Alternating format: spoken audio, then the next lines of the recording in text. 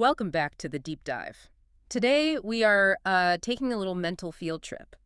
I want you to transport yourself to the foothills of the Himalayas, hmm specifically to Nurchak in Mandi, Himachal Pradesh.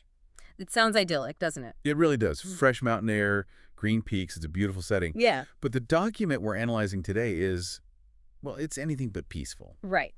We are looking at the institutional framework of the Sri Lal Bahadur Shastri Government Medical College, or SLBS GMC. That's the one.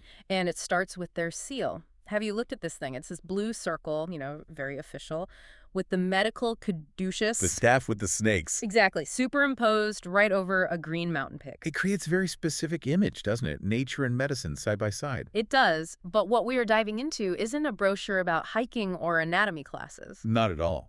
We're looking at a document compiled by a Dr. Sanjeev Kumar Singh from the Department of Physiology called Comprehensive Measures to Prevent Ragging. And honestly, when I first opened this file, I expected the usual corporate boilerplate, be nice, don't bully, that kind of thing you just sign without reading.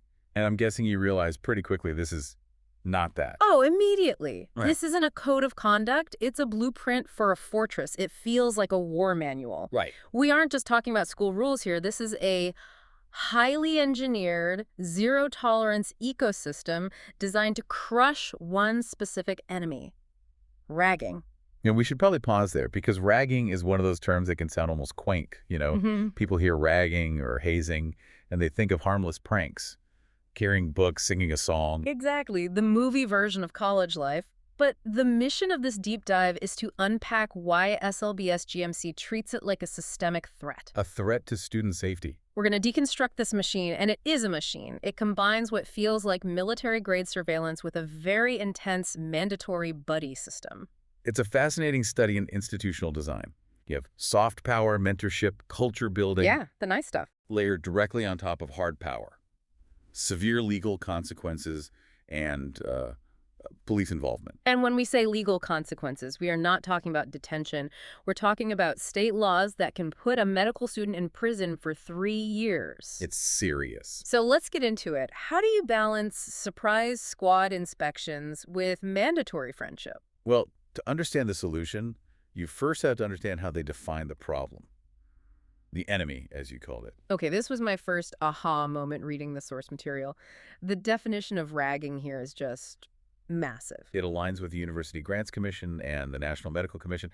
But yeah, reading it in black and white is striking. It covers the obvious stuff: physical assault, abuse. But then it goes into forceful confinement. That is very specific inclusion. Mm. Forceful confinement. It acknowledges that power dynamics aren't just about hitting someone. It's about restricting their liberty. Right. If a senior tells a junior, you are not allowed to leave this hostel room, or, you can't go to the library after 6, that's an act of dominance. It creates a prison within the school. Exactly. And the policy explicitly categorizes that as ragging. It also lists acts that affect mental health and self-confidence. I saw that. It mentions rudeness and abuse specifically, and even financial extortion.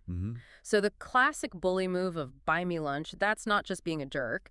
Under these rules, that is an actionable offense. And they've updated it for the modern era, too. Cyber ragging is in there, using technology to humiliate someone. Of course. But the thing that really expands the scope, and this is something most students probably don't realize, is the geography. The extraterritorial jurisdiction. This sounded like something out of a spy thriller. It effectively is. Usually, you assume school rules stop at the gate. You leave campus, you're a free agent. The dean isn't watching you. But SLBS GMC says not so fast. Right. The policy states that ragging is prohibited within the campus, hostels, and, here's the kicker, any off-campus activity linked to the institution. So let's play that out. A group of seniors rents a private farmhouse like 5 miles away. They invite the freshers for a welcome party. And they think, we're off campus, the wardens aren't here, we can do whatever we want. Yeah. And that is exactly the loophole this policy closes. The Himachal Pradesh Educational Institutions Act strengthens this. It explicitly prohibits ragging inside or outside the premises. The law follows the student. It does. If that party turns into a bullying session, the college has full jurisdiction to act. There is no safe harbor. Wow. In fact, the documents mention that the administration actively identifies vulnerable hotspots. I love that detail. It shows they aren't just reactive, they are mapping the battlefield. They know what happens in specific places, certain canteens, blind spots in the corridors, specific off-campus hangouts, so they map these and increase surveillance there. It's a proactive defense. Yeah. So they have defined the enemy and expanded the battlefield to, well, everywhere. Pretty much. Now let's talk about the defense grid, because they don't just rely on rules, they rely on people. The human firewall. The document calls it induction, sensitization, and culture building, which, I'll be honest, sounds a bit like corporate HR speak. It does sound a little dry. Let's have a seminar. But when you look at the mechanics, it's actually the buddy system. But calling it a buddy system almost undersells it. It is a highly structured, mandatory mentorship program. Right. Every single fresher, every new student is assigned 2 specific guardians. Okay. One is a faculty mentor, which makes sense. You need a professor looking out for you. But the second one is a senior student mentor. And this is where the social engineering comes in. Mm.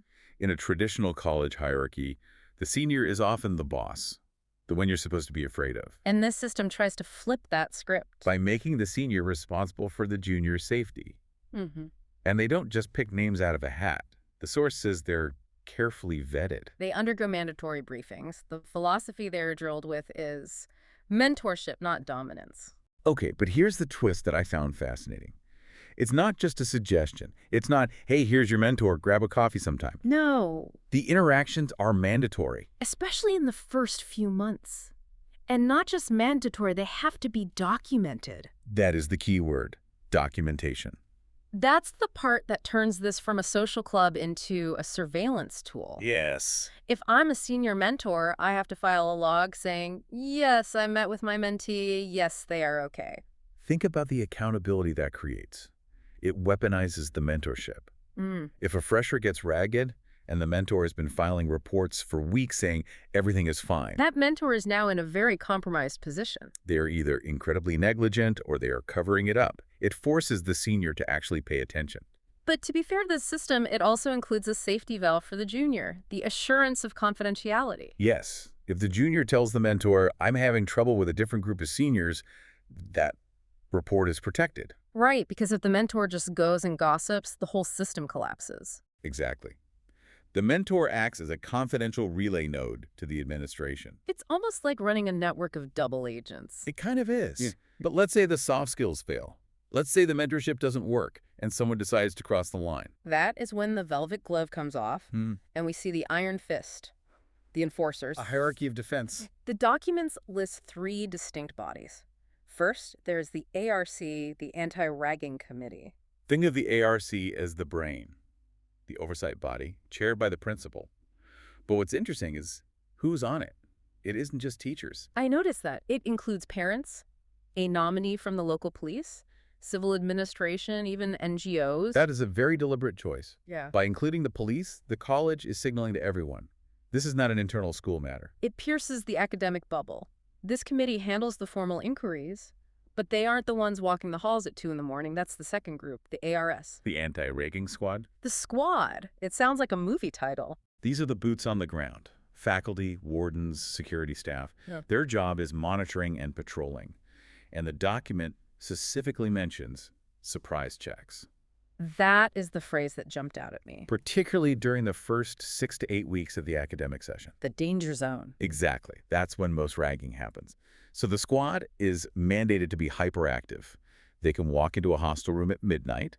They can inspect the cafeteria unannounced. It creates a sense of omnipresence. You never know when the squad is going to turn the corner. And then there's the third figure, the linchpin of the whole operation, the nodal officer. The single point coordinator. No. But did you notice the specific requirement for who this person has to be? Yes, the gender mandate.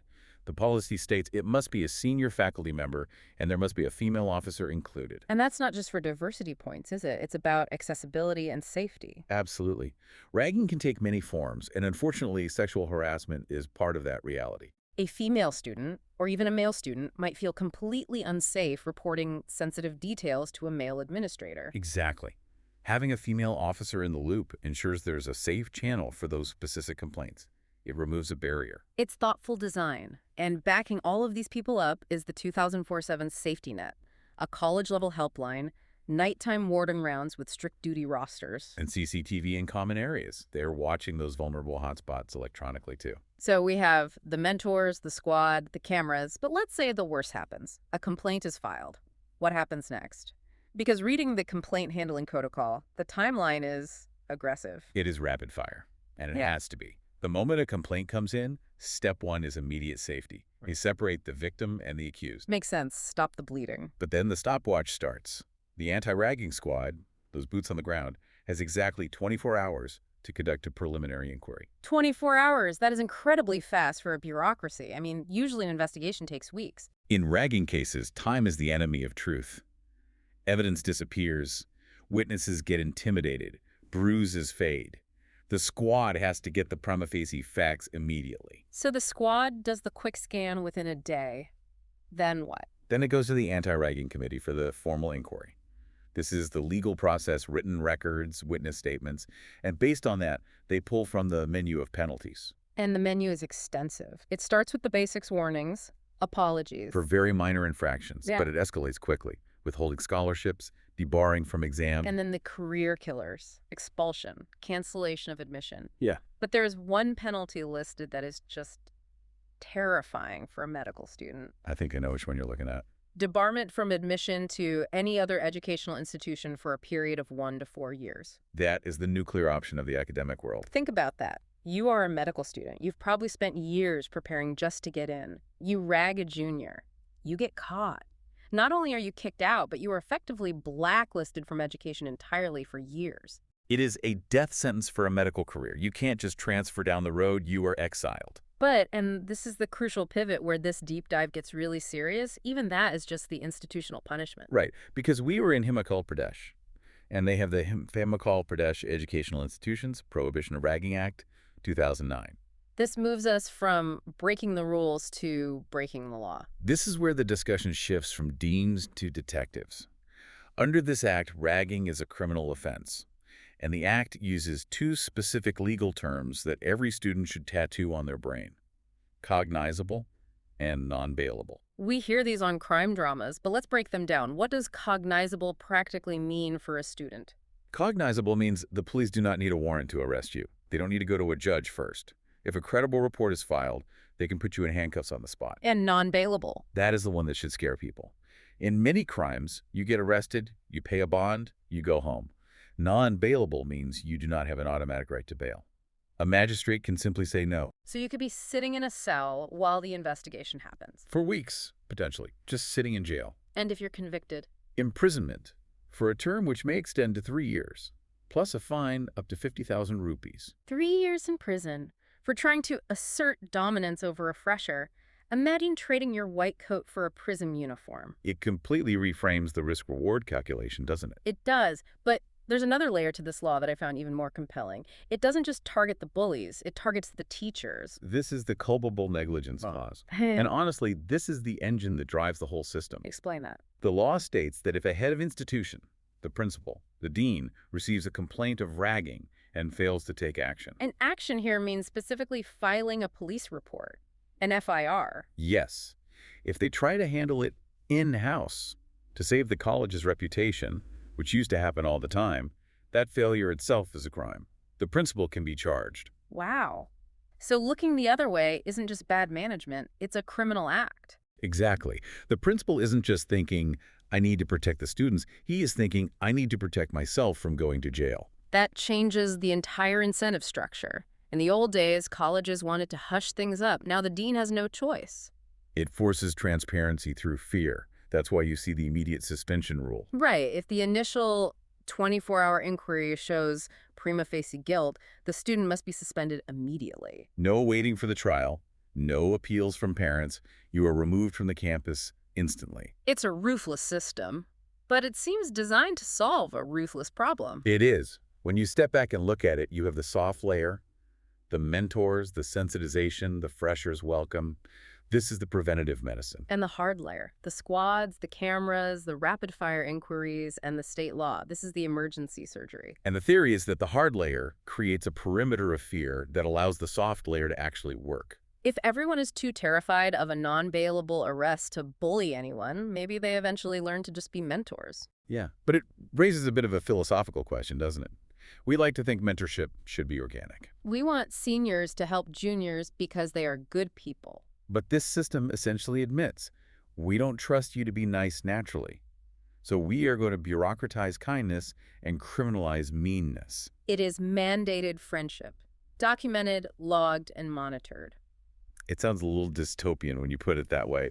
But think about the context. This is a medical college. These students are under immense pressure in a high-stakes environment. Good point. In that specific pressure cooker, maybe you can't afford to leave culture to chance. And if you are a parent sending your child there to study medicine, you probably don't care if the safety is organic or engineered. You just want them to be safe. Exactly. If the result is zero ragging, the method is justified. It's a fascinating case study in how to secure an institution. It really is.